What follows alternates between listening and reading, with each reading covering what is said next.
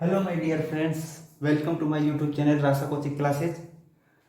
आप लोगों को अब तक मैं लेक्चर फोर लेक्चर ले चुका हूँ मोमेंट ऑफ इनर्शिया के ऊपर।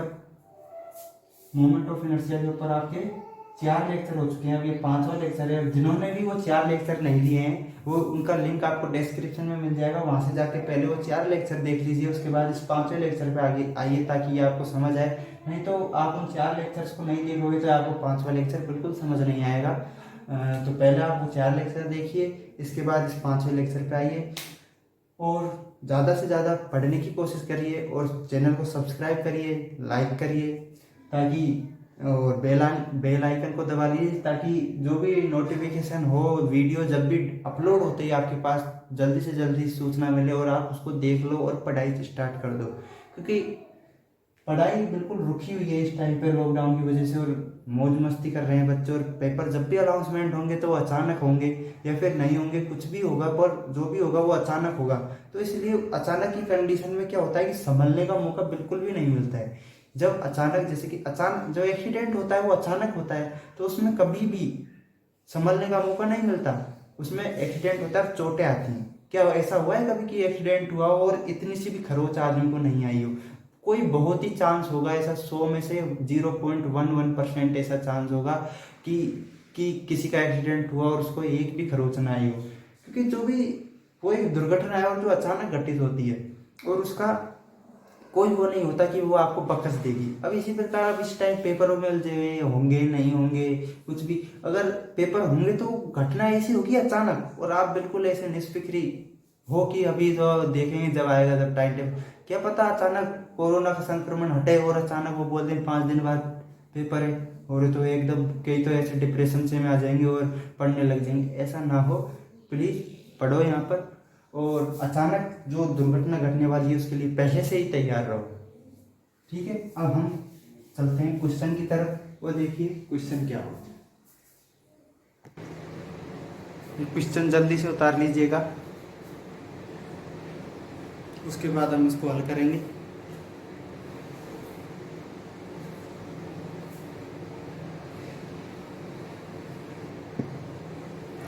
इस सवाल को हल करने से पहले मैं आपको एक चीज समझा देता हूँ जो इस सवाल में काम आएगी, वो है गामा फलन, गामा फंक्शन। गामा फंक्शन जो आपने फर्स्ट ईयर में पढ़ा होगा, एक गामा फंक्शन पढ़ा था, एक बीटा फंक्शन पढ़ा था, पर इस क्वेश्चन में गामा फंक्शन काम आएगा। उसको मैं आपको बता देता हूँ क्या होता है। यदि लिमिट 0 से π/2 है और साइन एम थीटा और कोस एम थीटा डॉट डी बराबर, इसकी क्या होता है m+1/2 m+1/2 2 m+n+2/2। ये गामा फंक्शन है जो इस क्वेश्चन में काम आएगा। सूत्र होता है 0 से π/2 sine m theta cos m theta d theta m+1/2, और ऊपर ये गामा फंक्शन का चिन्ह होता है ये। ठीक है, अब क्या है कि ये आप रूट मत समझ लेना इसको, ये गामा फंक्शन का चिन्ह है। ठीक है, इसका मतलब क्या होता है, अगर गामा फंक्शन के चिन्ह के नीचे अगर कोई चीज लिखी हुई है, जैसे कि 5/2 लिखी हुई है, तो उसको मतलब होता है 3/2 इंटू 1/2 इंटू रूट पाई। अगर 1/2 इसके नीचे लिखा हुआ है तो उसका मतलब होता है रूट पाई। ठीक है, इस तरीके से संख्या कम होगा। अगर 9/2 लिखा हुआ है तो 7/2 5/2 3/2 1/2 इस तरीके से। यदि इसके नीचे लिखा हुआ है रूट, यदि गामा फंक्शन के चिन्ह के नीचे यदि 5 लिखा हुआ है तो उसका मतलब होता है फैक्टोरियल 4। 4 into 3 into 2 into 1। ये चीज़ आपको याद रखनी है। ठीक है, अब हम क्वेश्चन पे चलते हैं। क्वेश्चन क्या था,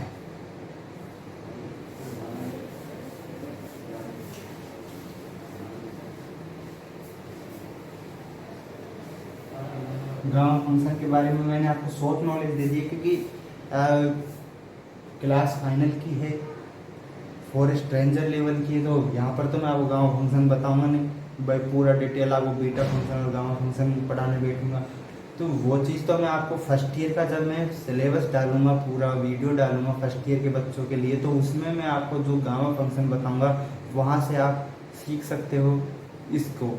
जब मैं फर्स्ट ईयर का डालूंगा, सेकेंड ईयर का भी पूरा सिलेबस डालूंगा मैं, first year second year final 11th 12th IIT mains advance level तक पूरी मैथ आपको मेरे चैनल पे मिल जाएगी। इसलिए लगातार स्टडी जारी रखें और शेयर करें, ताकि सभी जिनको भी इस चीज़ की ज़रूरत है वहाँ तक ये चीज़ पहुँच सके। और जिन्होंने भी पिछला वीडियो नहीं देखा है, मैं आपको दोबारा बता देता हूँ, उसका लिंक आपको डिस्क्रिप्शन में मिल जाएगा। क्वेश्चन था कि दीर्घवृत्त, ये दीर्घवृत्त। अब दीर्घवृत्त क्या होता है? दीर्घवृत्त की ये एक्सिस होती है, ये दीर्घाक्ष होता है और ये लघु अक्ष होता है, ठीक है। ये मेजर एक्सिस, ये माइनर एक्सिस, ठीक है। X dash, y dash and y, और ये इसका सेंट। अब देखिए, अब जो दीर्घवृत्त होता है उसका इक्वेशन होता है क्या? X square upon a square plus y square upon b square बराबर 1। ये तो आप शायद बचपन से जानते होंगे, ठीक है। अब हम चलते हैं इसका मोमेंट ऑफ इनर्शिया निकालने के लिए। इसके पहला क्वेश्चन था, फर्स्ट क्वेश्चन था, वो क्या था कि इसकी जो मेजर एक्सिस है अर्थात जो दीर्घाक्ष है उसके पारित हमको इसका जड़त्व अब ज्ञात करना है। इसके लिए हम क्या करेंगे? अल्पांश की कल्पना कर लेंगे। ये रहा कोई अल्पांश, ये हमने क्या ले लिया? अल्पांश। ये अल्पांश यहाँ से कितनी दूरी पर है? y दूरी पर। यहाँ से कितनी दूरी पर है? x दूरी पर। यहाँ से y दूरी पर, यहाँ से x दूरी पर। ये x है तो ये कितना होगा? Del x। ये y है तो ये कितना होगा? Del y। ये डेल x, ये डेल y। तो ठीक है, अगर जिसको भी नहीं दिख रहा है वो यहाँ पर लिख देता हूँ मैं, डेल x डेल y, ठीक है। अब सबसे पहले मोमेंट ऑफ इनर्शिया निकालने के लिए हम क्या करते हैं कि इसका, अगर हम दीर्घाक्ष से इस पार्टिकल का मोमेंट ऑफ इनर्शिया याद कर रहे हैं, इस पार्टिकल को नाम दे देते हैं PQRS। इस PQRS का मोमेंट ऑफ इनर्शिया याद कर रहे हैं तो हमें उस PQRS का मास पता होना चाहिए, और मास पता होने के साथ साथ इसकी दीर्घाक्ष से लंबवत दूरी पता होनी चाहिए। तो उसके लिए हम क्या करेंगे? देखिए क्या करते हैं। ये इक्वेशन होता है x square upon a square plus y square upon b square बराबर 1। एक इलेक्ट्रिक का है जो इक्वेशन है ये। अब हम चलते हैं क्वेश्चन पे। क्या है क्वेश्चन? इकाई मास, इकाई द्रव्यमान की बात करते हैं हम।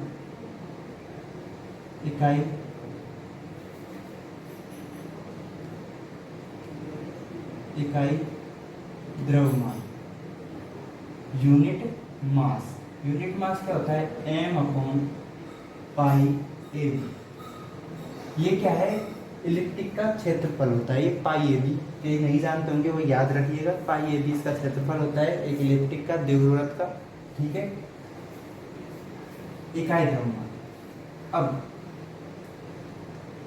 अल्पांश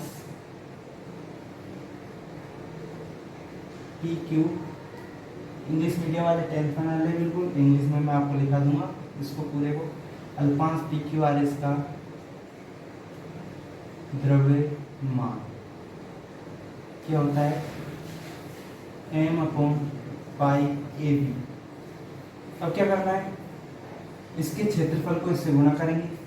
जब इकाई का इतना है तो इतने का कितना होगा? इसका क्षेत्रफल गुणा हो जाएगा। तो ये क्या है? आयताकार, आयताकार है ना ये अल्पांश, हमने आयताकार का लिया है तो इसकी लंबाई चौड़ाई कितनी है? Del x del Y.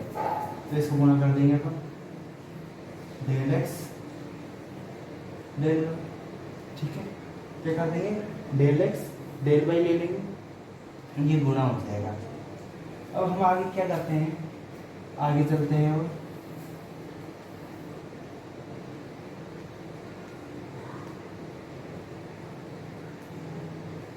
अल्पांश P q r S का एक्स ओ एक्स के पारित जड़त्व आघूर्ण क्या हुआ है, एम अपॉन पाई ए, एम अपॉन पाई ए। अब यहाँ से इसकी लंबवत दूरी कितनी है, वाई। क्लियर दिख रहा है, यहाँ से इसकी लंबवत दूरी कितनी है, इसके पारित याद कर रहे हैं तो इसकी लंबवत दूरी कितनी है, वाई। तो क्या होगा, द्रव्यमान इंटू लंबवत दूरी के वर्ग का गुणनफल क्या होता है, जड़त्व आघूर्ण। तो द्रव्यमान कितना है पी क्यू आर एस का, ये क्या है, द्रव्यमान और लंबवत दूरी का गुणनफल का स्क्वायर। ठीक है, ये आपको पता चल गया है। अब हम आगे चलते हैं। अब पूरे के संपूर्ण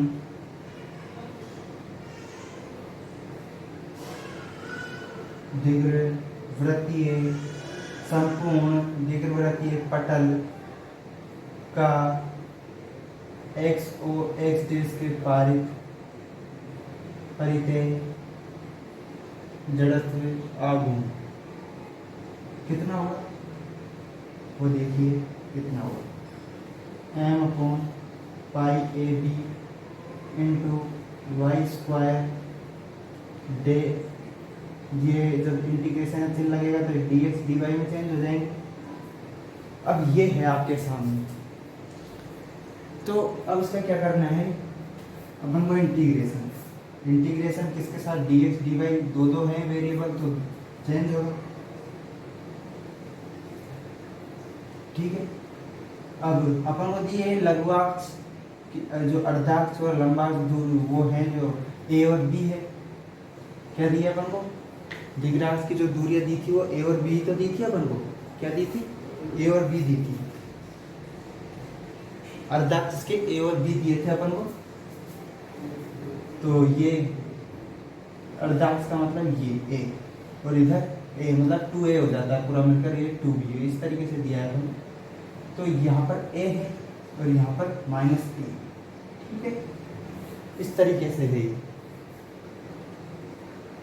अब पहले y की लिमिट रखते हैं अपन यहाँ पर, फिर उसके बाद x की लिमिट रखेंगे।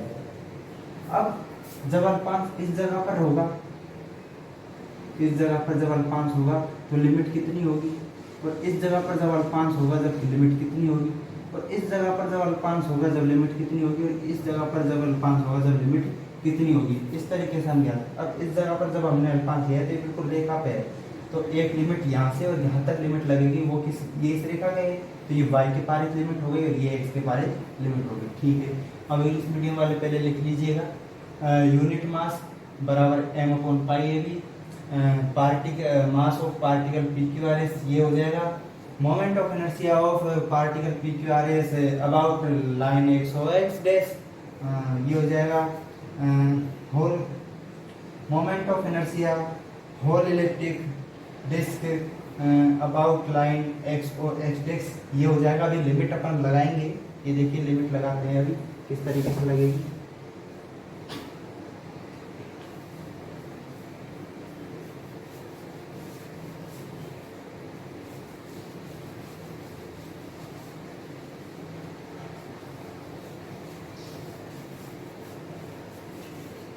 जो लिमिट है वो किस तरीके से लगेगी वो देखिएगा। आपने देखा एक्स स्क्वायर बराबर ए स्क्वायर बराबर plus y square plus b square बराबर 1। ये क्या था, ये क्या था, ये था दीर्घवृत्त का समीकरण, इक्वेशन ऑफ ए एलिप्टिक। अब x square upon a square, ठीक, अपन को वाई बराबर निकालना है, तो क्या हो जाएगा, y square upon b square बराबर 1 minus x square upon a square. ठीक है, अब वाई स्क्वायर बराबर b 1 minus x square upon a square. ठीक है, वाई का स्क्वायर हटा देंगे तो इधर बी का भी स्क्वायर हट जाएगा, तो इधर रूट लग जाएगा 1 minus x square upon a square. ठीक है, वाई बराबर क्या आया, डी रूट में 1 minus x square upon a square. तो इस जगह पर y क्या होगा, इस जगह पर y होगा -b, 1 - x square upon a square. और इस जगह पर b क्या होगा, +b, 1 - x square upon a square. अब इस तरीके से लिमिट रखने में आएंगी। लिमिट क्या है, b माइनस का 1 - x square upon a square, b 1 - x square upon a square minus a to a, और आगे क्या है ये m upon pi a b को अपन बाहर ले लेते हैं, m upon pi a b, इसको अपन ने बाहर निकाल लिया। क्या कर लिया, बाहर निकाल लिया।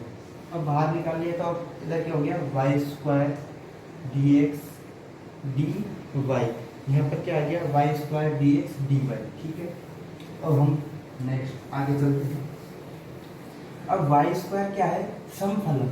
समफलन का मैं आपको बार बार पिछले वीडियो में बता चुका हूँ कि समफलन क्या होता है और लिमिट कैसे चेंज हो जाती है। उसमें देखिए वापस m upon pi a b समफलन है, इसलिए 2 लग जाएगा, और -a से a लिमिट चेंज हो जाएगी, 0 से b 1 - x square upon a square. Upon y के सापेक्ष करेंगे पहले, तो क्या हो जाएगा,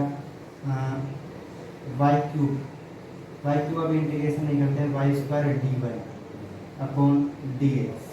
ठीक है, अब क्या होता है, m upon pi a b into 2 -a to a to a, तो ये क्या हो गया, y cube by 3 0 to b 1 - x square upon a square.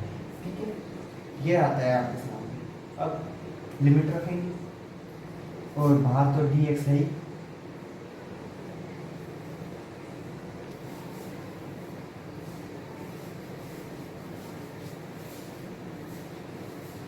बाहर 3 को बाहर ले लेंगे, m upon pi a b upon 2/3।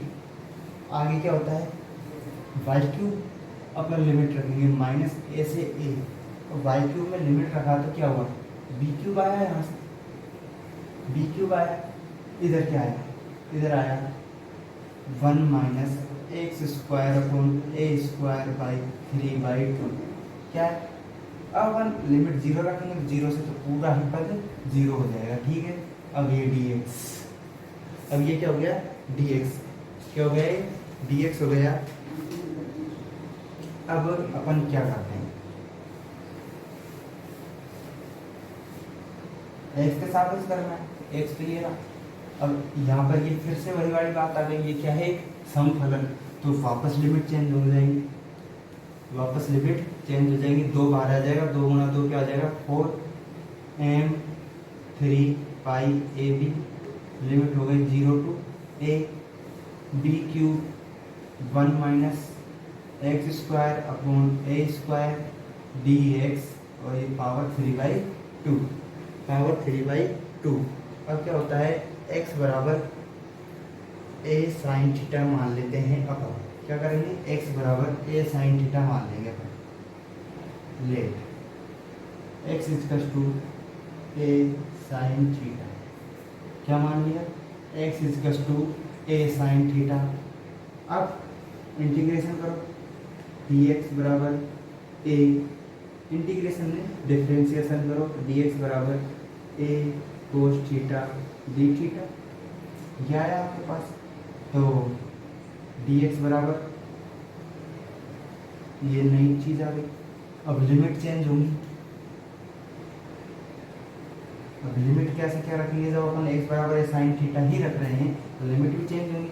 अब जब x बराबर 0 है, जब x बराबर 0 है तो a साइन थीटा बराबर क्या होगा, ये 0 आया तो साइन थीटा बराबर 0, तो थीटा बराबर क्या निकल के आया, 0, क्योंकि साइन थीटा 0 पर ही वो होता है 0, तो थीटा बराबर 0। अब यहाँ से क्या होता है, जब ए है, एक्स बराबर ए, तो ए साइन थीटा, एक का ए में भाग गया तो एक आ गया, एक साइन थीटा, और थीटा बराबर क्या आ गया, थीटा बराबर क्या आ गया, पाई बाई 2।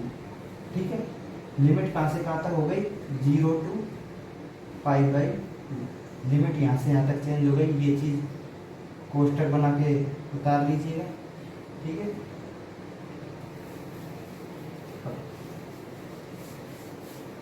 बड़ा ही अच्छा इंटीग्रेशन है, अच्छे की हवा निकल जाती है इंटीग्रेशन को करने में। इस 3 पाई ए बी, अगर आपको आता है इंटीग्रेशन तो आप जल्दी से कर दोगे, और नहीं आता है तो आप उसमें पेन भी नहीं ला पाओगे, ये तो गारंटी है इंटीग्रेशन में। 0 से a बी क्यूब भी अपन बाहर ले लेते हैं इसका, क्योंकि अब कोई काम है नहीं, बी क्यूब बाहर आ गया। अब क्या करते हैं, 1 minus a square sine square theta minus a square upon 3/2। इसको लिमिट भी चेंज हो गई, 0 से पाई/2 चेंज हो गई, और ये डी थीटा क्या आया था, डी एक्स बराबर ए कोस थीटा डी थीटा ही आया था, ए कोस थीटा डी थीटा आया था।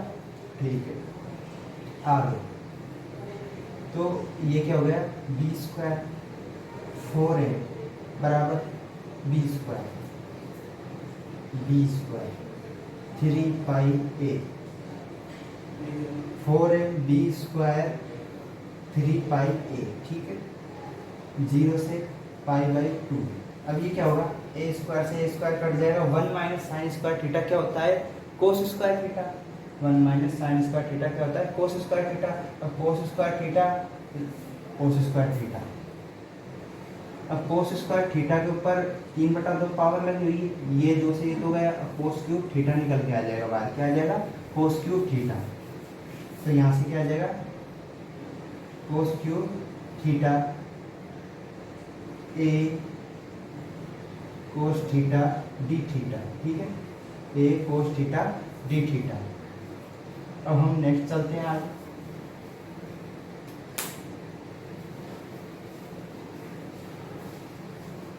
इंटीग्रेशन काफी लंबा निकल रहा है, देखो 4m बी स्क्वायर 3 पाई, और डेस्क्रिप्टिव जो अब तक मैंने आर्टिकल कराया डेस्क्रिप्टिव पेपर में, वो आर्टिकल तो देते नहीं देते, पर इन क्वेश्चनों को जरूर देते हैं, इसलिए ढंग से पढ़िएगा ये वाले क्वेश्चनों को। तो 0 से पाई/2, जो ए है वो ए से यहाँ से कट जाएगा, नीचे 3 पाई ही रहने दो। ठीक है, 3 पाई। अब 3 पाई ये क्या है, कोस 4 थीटा कर लीजिए इसको, कोस 4 थीटा डी थीटा। ठीक है, कोस 4 थीटा डी थीटा। अब 4m डी स्क्वायर 3 पाई। ठीक है, 4m बी स्क्वायर अपॉन 3 पाई। अब ये क्या हो गया, गामा फंक्शन हो गया। अब क्या ही बोलेंगे, सर सूत्र तो था sine m theta dot cosine theta d theta, और 0 से पाई/2 लिमिट हो तो ही वो सूत्र लगे। अरे यहाँ पर भी है साइन थीटा, वो कैसे है वो देखो, वो ऐसे है, ये कोस 4 थीटा लिख रहा है ना, तो अब इसको ऐसे लिख दीजिए, साइन 0 की साइन की power 0 theta cos 4 theta d theta. आप इस तरीके से देख सकते हो ना इसको, 0। ठीक है, 0, ये 0m है, तो वो वाला फॉर्मूला यहाँ पर गामा फंक्शन यूज हो रहा था, इसलिए मैंने गामा फंक्शन आपको पहले बता दिया, क्योंकि के को डायरेक्ट समझा था तो गामा फंक्शन ही याद नहीं आता कि ये कहाँ पर पढ़ा था। ठीक है, अब हम गामा फंक्शन की ओर चलते, ये चित्र तो आपको बिल्कुल समझ आ गया हो। ठीक है, गामा फंक्शन 0 + 1/2 4 + 1/2 2 क्या था 0 + 4 + 2/2, ये गामा फंक्शन है। 3mb² नहीं 4, यहाँ पर 4, ठीक है। अब लिमिट तो अपन सारी रखने की आवश्यकता नहीं है क्योंकि तो गामा फंक्शन की यूज हो रहा है। अब ये 0 + 1/2 हो जाएगा। अब मैंने आपको बताया था कि 1/2 का मतलब क्या होता है, √π। तो यहाँ पर क्या आ जाएगा √π, ठीक है, इंटू ये आगे क्या 5/2, 5/2 क्या लिखोगे आप 3/2, 1/2 इंटू √π, ठीक है। तो यहाँ पर लिख दीजिए 3/2, 1/2 इंटू √π, ठीक है, बटा 2। 4 और 2 6, 6 में 2 का भाग गया तो 3, 6 में 2 का भाग दिया तो 3 आया। अब 3 को क्या लिखेंगे, अगर इस तरीके से 3 है तो उसको क्या हो जाएगा फैक्टोरियल 2। फैक्टोरियल 2 क्या होता है 2 × 1 इंटू फैक्टोरियल 2 आया, 3 को तो इंटू 2 लिख लेंगे, यहाँ पर क्या हो जाएगा 2। अब देखो √π क्या हो जाएगा पाई, तो ये गया, ये यहाँ से खत्म और उधर और इधर ये 4 से 4 कट जाएगा। ये देखो 2 2 और ये 4, ठीक है। अब क्या करते हैं 3 एकम 3 और 2 दूनी 4, 4 4 ऊपर लिख देते हैं,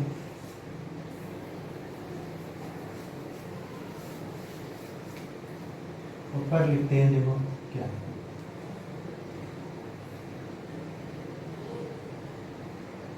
mb²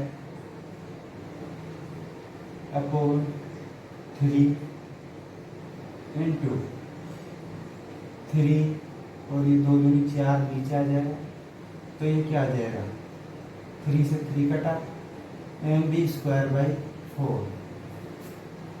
ये क्या है मेजर एक्सिस के पारित एक इलिप्टिक का जड़त्व आघूर्ण। किसके पारित मेजर एक्सिस के पारित एक इलिप्टिक का जड़त्व आघूर्ण है ये mb²/4। किसके पारित मेजर एक्सिस के पारित, ठीक है। ये आपको याद रखना है एकदम क्लियरली। अब था एक माइनर एक्सिस के पारित, वो मुझे कराने की आवश्यकता नहीं है। यदि आपको समझ नहीं है, यदि आपको नहीं होता है तो मेरे को आप कमेंट में लिख दिया, मैं नेक्स्ट वीडियो में वो बिल्कुल करा दूंगा। उसमें बिल्कुल सेम क्या करना है आपको मैं बता देता हूँ। जो लिमिट आपने रखी थी सेम वही लिमिट रखनी है अपन को। क्या रखनी है सेम वही लिमिट अपन को रखनी है। बस उसमें क्या होगा, उसमें जो सूत्र आएगा वो क्या आएगा ma²/4। बस इतना सा चेंज होगा। और क्या परिवर्तन होगा उसमें, परिवर्तन होगा तो वो क्या परिवर्तन है, वो ये परिवर्तन है कि इधर अपन ने जो लंबवत दूरी दी थी वो y² है। अब जब अपन माइनर एक्सिस के पारित करेंगे तो इधर से पहले इधर से ली थी ये y ली थी जो y², अब लेंगे तो x² चेंज हो जाएगा। मात्र जो लंबवत दूरी जो अपन ने y² की जगह पर x² लेना है और कुछ नहीं करना। लिमिट वगैरह सेम वही की वही रखी है आप और सूत्र निकल के आ जाएगा ma²/4, वो पहला और ये सेकंड, ठीक है। अपन नेक्स्ट की तरफ चलते हैं। अब नेक्स्ट की तरफ चलेंगे लेकिन अब इतना टाइम नहीं है, फिर ज़्यादा लंबा वीडियो बनाने से अभी कुछ दिनों टेक्निकल प्रॉब्लम आ रही है। तो जो उसका थर्ड क्वेश्चन है जो लंबवत ज्ञात करना था इस तरीके से, वो हम अब नेक्स्ट वीडियो में ज्ञात करेंगे। और यदि पॉसिबल हो पाया तो हम, आप टेंशन ना लो, ma²/4 आप इसका भी बता दीजिएगा कमेंट में लिखकर कि ये आपसे हुआ या नहीं हुआ। अगर हो जाता है तो ठीक है, तो नहीं होता है तो मैं अगले वीडियो में समझा दूंगा, टेंशन वाली बात मत कीजिए। और इसका सेकंड क्वेश्चन है वो भी मैं आपको बता दूंगा। इसको याद रखिएगा, पहले इसको ढंग से समझिएगा क्या मैंने कराया था। वीडियो को बार बार देखिएगा अगर नहीं समझ आता है तो, और पढ़ाई बिल्कुल स्टार्ट कर दीजिए। कि दुर्घटना तो अचानक होती है और दुर्घटना कभी भी बचने का मौका नहीं देती है, इसलिए अचानक होने वाली घटनाओं से लड़ने के लिए पहले से ही तैयार हो, ठीक है। थैंक यू, मिलते हैं नेक्स्ट वीडियो में। और जिसने भी नहीं देखे हैं वीडियो वो अपना वीडियो डिस्क्रिप्शन में दिए हैं उनके लिंक, वो पिछले वीडियो को जाकर देख सकते हैं। ठीक है, अब नेक्स्ट वीडियो में मिलते हैं। धन्यवाद।